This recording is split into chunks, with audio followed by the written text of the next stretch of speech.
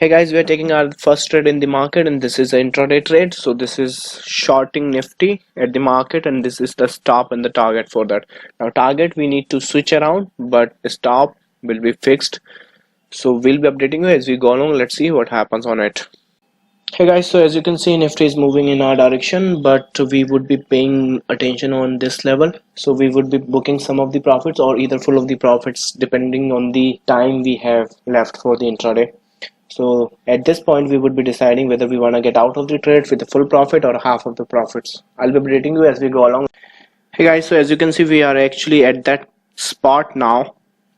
So I'm not in a hurry to book the profits because of the way it's coming to this level.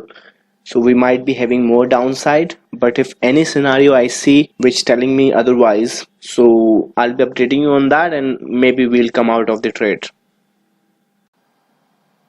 Alright guys, so we are missing out on our targets. Actually, I have not paid attention over there, but anyways, if this is a reversal sign and if Nifty is going back, we would be coming out of the trade once we found any corrective structure to the upside. Alright, in that case we would be booking the targets in the previous scenario which was executed. So that thing I will be doing with this trade.